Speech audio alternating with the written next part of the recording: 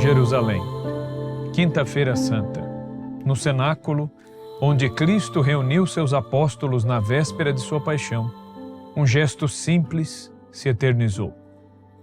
Tomando o pão em suas mãos, Jesus o partiu e declarou: "Isto é o meu corpo." Erguendo o cálice com vinho, proclamou: "Este é o cálice do meu sangue." Naquele momento solene, instituiu-se o sacramento da Eucaristia, um mistério que por 2 milênios permanece como o coração pulsante da fé católica. Desde os primeiros séculos, a Igreja professou a fé na presença real de Cristo no pão e no vinho consagrados, mas foi em Bolsena, no século XIII, que um milagre eucarístico confirmou ao mundo o que a fé já sustentava. De um sangue derramado sobre o altar, brotou uma das maiores solenidades do calendário litúrgico. A festa de Corpus Christi, o corpo de Cristo, ergue-se na história da Igreja como o momento mais solene de celebração pública desse mistério. Procissões suntuosas percorrem as ruas, adornadas com tapetes de flores e ervas aromáticas, enquanto o Santíssimo Sacramento é reverenciado. É a presença real de Cristo entre os homens. Neste episódio, vamos entender como essa festa nasceu, por que ela é tão importante e o que ela ensina à nossa geração tão marcada pelo esquecimento do sagrado.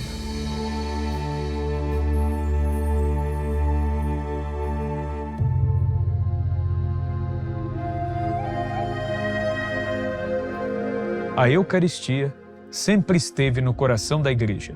Desde o cenáculo, quando Jesus, na véspera de sua paixão, tomou o pão e disse: "Isto é o meu corpo", os cristãos souberam que aquele pão já não era mais pão, era Cristo vivo. O mesmo que nasceu da Virgem, sofreu, morreu e ressuscitou. Nos primeiros séculos, os cristãos arriscavam suas vidas para participar da Santa Missa. Celebravam escondidos em casas, catacumbas, fugindo das perseguições, mas certos de que sem a Eucaristia não havia vida verdadeira. Entretanto, conforme o tempo do Cristo histórico foi se distanciando da experiência dos fiéis, começaram a surgir doutrinas que negavam ou relativizavam a presença real de Cristo na Eucaristia. Teólogos como Berengário de Tours espalhavam a ideia de que a Eucaristia seria apenas um símbolo, uma recordação e não o próprio Cristo. Foi nesse contexto que Deus escolheu uma mulher, escondida do mundo, para reacender a luz da verdade. Seu nome era Juliana de Cornillon, uma religiosa agostiniana que vivia em clausura num convento de Liege, na Bélgica do século XIII. Desde muito jovem, Juliana experimentava visões místicas. Em uma delas, ela viu a lua cheia brilhando no céu, mas havia uma mancha escura em sua superfície. Cristo, então, lhe revelou o significado daquela visão. A lua representava a plenitude da vida da Igreja, a Eucaristia, e a mancha era a ausência de uma festa específica dedicada a honrar a presença real de Jesus no Santíssimo Sacramento. Durante 20 anos, ela guardou esse segredo. Enquanto a fé da Igreja era sustentada por místicos escondidos em conventos, enquanto a voz de Santa Juliana ganhava força nas dioceses da Bélgica, um sacerdote travava uma batalha silenciosa em seu próprio coração. O nome dele era Pedro de Praga, sacerdote devoto, piedoso, mas profundamente angustiado por uma dúvida. Estaria Jesus realmente presente na hóstia consagrada? Ou seria tudo uma figura, uma memória piedosa? Em 1263, durante uma peregrinação à Cidade Eterna, ele se deteve na cidade italiana de Bolsena para celebrar a Santa Missa. E foi ali, no altar de uma capela singela, que Deus lhe respondeu. No momento da consagração, enquanto o sacerdote pronunciava as palavras de Cristo, "Isto é o meu corpo, a hóstia começou a sangrar. Não era uma imagem poética, era sangue real, que escorreu pelos seus dedos, pelo corporal e pelo altar.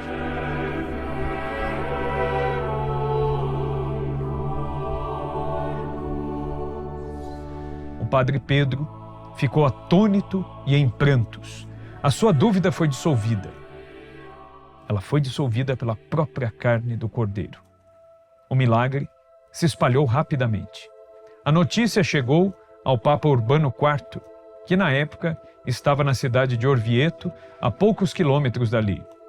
O Papa, ao ver o corporal manchado com o sangue de Cristo, compreendeu que o céu havia confirmado a mensagem de Juliana de Liege. O tempo da festa havia chegado.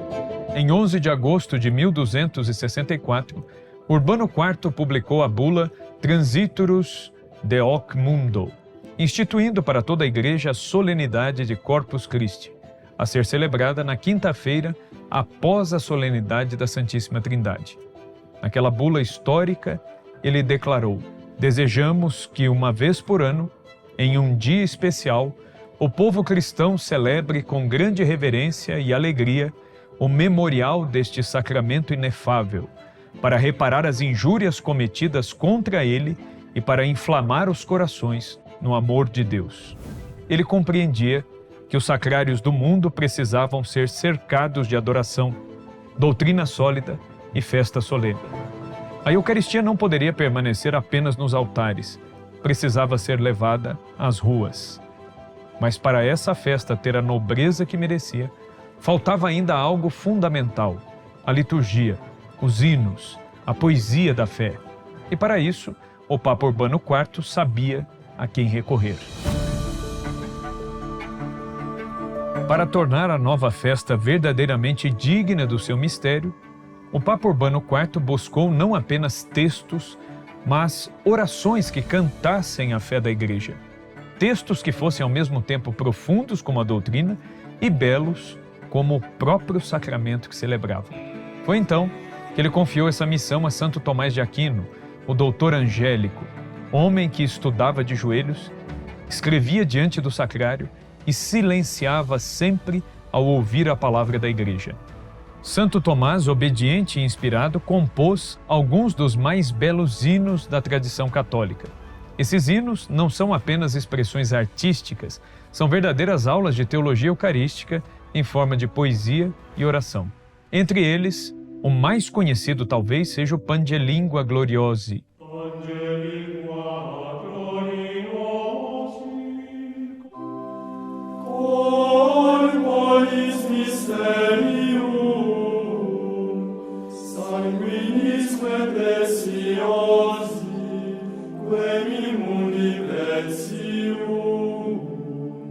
Que culmina no canto que ecoa nas adorações de todo o mundo, o Tantum Ergo Sacramentum.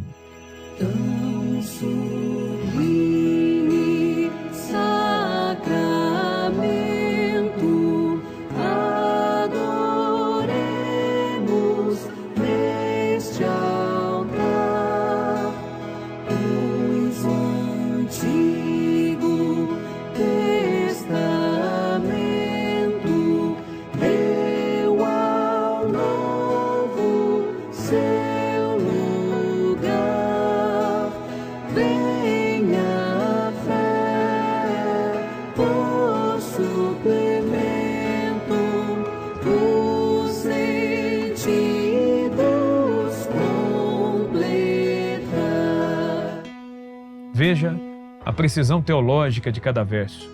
Os sentidos humanos não percebem a presença de Cristo, mas a fé vai além dos olhos e toca o invisível. Cristo está ali, oculto sob as espécies sacramentais. Outro hino é o Laudationem Salvatorem, a sequência solene da Missa de Corpus Christi. Laudationem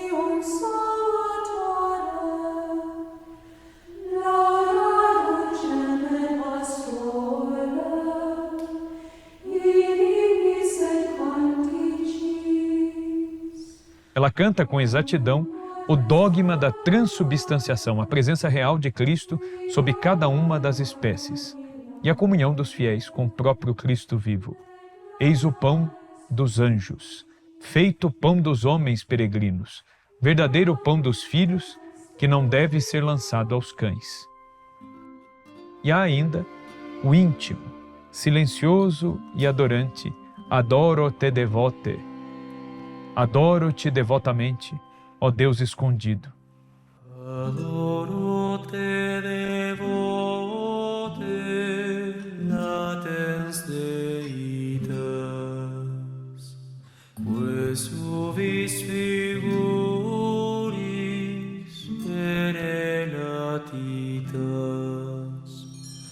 Este hino é um diálogo da alma com Cristo oculto no altar. É uma profissão de fé e de amor. Iisus Status vostrum in te paribus, sed auditus solo tuto creditur. Essa é a alma da festa de Corpus Christi. Não uma experiência sensorial, mas um ato de fé, de adoração, de abandono à palavra do próprio Cristo. A procissão de Corpus Christi não é apenas um costume piedoso. Ela é, nas palavras da tradição da Igreja, um ato público de fé, de adoração e de reparação. É a Igreja militante aqui na terra, marchando junto de seu Rei. É o Cristo Eucarístico, presente, real e substancialmente no meio de seu povo, que triunfa sobre as ruas das cidades, como triunfou sobre a morte, saindo do Santo Sepulcro.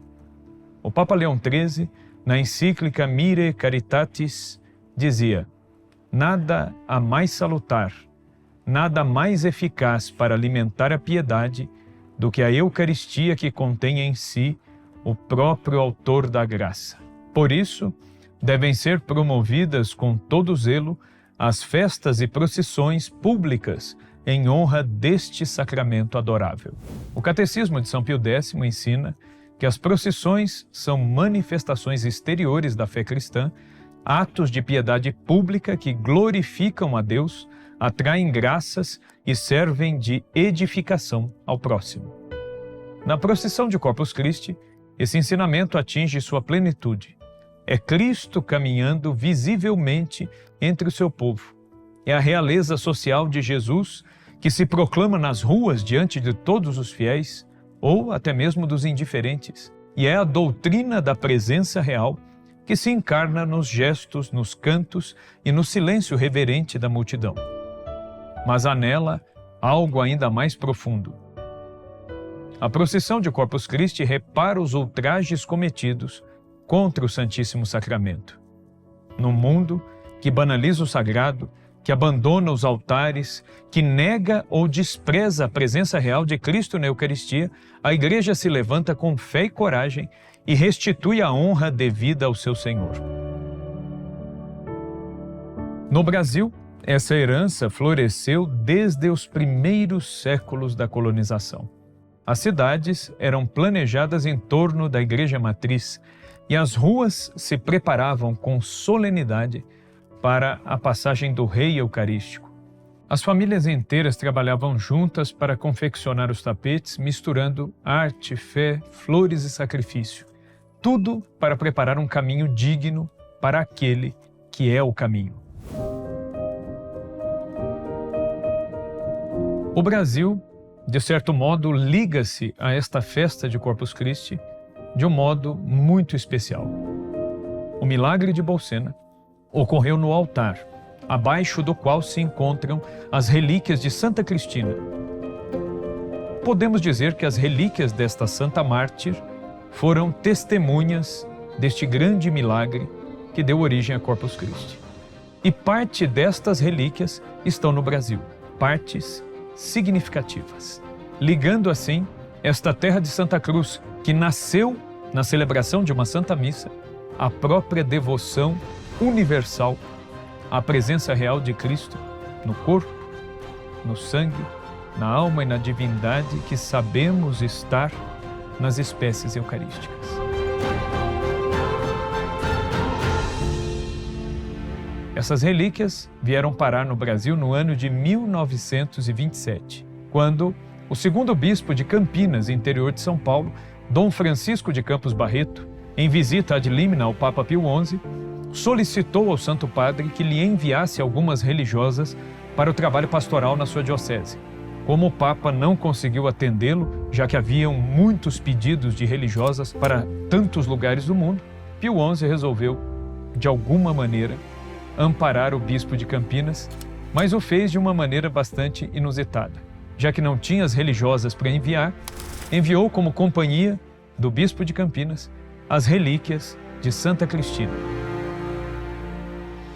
Dom Francisco de Campos Barreto depositou estas relíquias de Santa Cristina na parte de baixo do altar da casa-mãe do Instituto das Missionárias de Jesus Crucificado, um instituto religioso fundado por ele e por Madre Maria Vilac, na cidade de Campinas. Estas relíquias lá permaneceram até o ano de 2010, quando no dia 23 de outubro foram transladadas solenemente para a Basílica do Carmo, no centro da cidade de Campinas, e depositadas logo abaixo do altar do Sagrado Coração de Jesus e estão expostas à veneração pública.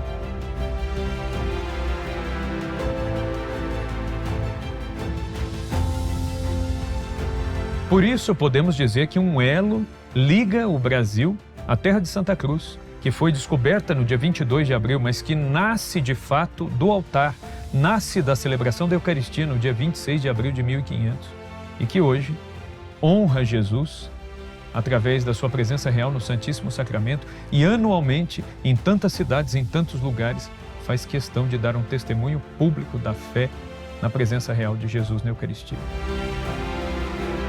A presença destas relíquias no Brasil, de certa forma, confirma aquilo que o Brasil sempre foi desde o início.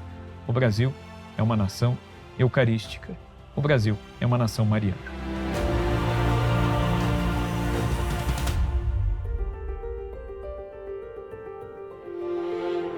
Acima de tudo, a festa de Corpus Christi celebra a fé inabalável da Igreja na presença real de Nosso Senhor na Eucaristia. Não é uma metáfora, não é uma lembrança simbólica, não é uma presença espiritual qualquer. É, nas palavras do Concílio de Trento, uma presença verdadeira, real e substancial do próprio Jesus Cristo, com seu corpo, seu sangue, sua alma e sua divindade sob as espécies do pão e do vinho. Por força das palavras da consagração, torna-se presente o verdadeiro corpo de Cristo e o verdadeiro sangue. Mas essa fé não nasceu com o Concílio de Trento. Ela já ressoava nas palavras dos primeiros cristãos. Santo Inácio de Antioquia, discípulo de São João Evangelista, escrevia no século I: a Eucaristia é a carne de nosso Salvador Jesus Cristo, a qual sofreu pelos nossos pecados e que o Pai ressuscitou. Santo Ambrósio, no século IV, ensinava que não são as palavras do homem, mas as de Cristo que realizam o milagre. Este pão é pão antes das palavras sacramentais, mas quando se lhe acrescentam as palavras de Cristo, é corpo de Cristo. Santo Tomás de Aquino resume com precisão: Cristo não está neste sacramento como num lugar, mas como num modo substancial. Sob as aparências do pão está todo o Cristo. Essa presença se realiza por um milagre que a Igreja chama de transubstanciação. A substância do pão e do vinho desaparece e em seu lugar está a substância do corpo e do sangue de Cristo, ainda que as aparências permaneçam. Esse milagre invisível se renova em cada Santa Missa por meio do sacerdote que age in persona Christi, em nome e na pessoa de Cristo. A festa de Corpus Christi existe para proclamar essa verdade diante do mundo. A festa de Corpus Christi é uma extensão daquilo que se celebra na Quinta-feira Santa. Durante a chamada reforma religiosa do século XVI, a festa de Corpus Christi foi suprimida nas regiões protestantes. Martinho Lutero chamava a procissão de idolatria vã. Para ele, a presença real de Cristo nas espécies eucarísticas estava condicionada à fé do fiel, ou seja, Se a pessoa acredita, ela mesma coloca Jesus no pão. Mas se não crê, ele não estaria ali. Por sua vez, os reformadores calvinistas rejeitaram a presença substancial de Cristo, afirmando que ele se manifesta apenas numa presença espiritual. Atualmente, algumas igrejas luteranas e anglicanas celebram a data sob os nomes como Dia de Ação de Graças pela Sagrada Comunhão, por exemplo. Mas desde os primeiros séculos, os fiéis dobravam os joelhos diante da hóstia consagrada. E os santos? Estes buscaram a adoração eucarística como os sedentos buscam as fontes de água. O Papa Leão XIII escreveu: a Eucaristia é a maior prova do amor de Deus pelos homens, e não há outro culto que mais agrade ao coração de Jesus do que aquele prestado ao seu corpo sacramentado. E o Papa Pio XII, na encíclica Mediator Dei, reafirmou que a adoração eucarística fora da missa não é separação do sacrifício, mas continuação da presença de Cristo entre nós. O Catecismo da Igreja Católica, no seu número 1378, ensina: a Igreja Católica sempre prestou e continua a prestar o culto de adoração ao Santíssimo Sacramento, não só durante a missa, mas também fora dela, conservando cuidadosamente as hóstias consagradas e apresentando-as à solene adoração dos fiéis. Por isso, o Corpus Christi é mais do que uma festa, é um chamado à fé, à reverência e, acima de tudo, à adoração.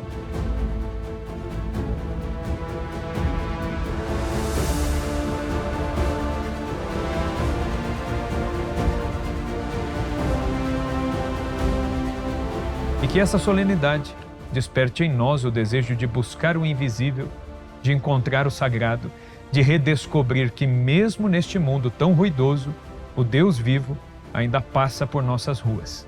E como em Emaús, ele caminha ao nosso lado, esperando que os nossos olhos se abram no partir do pão.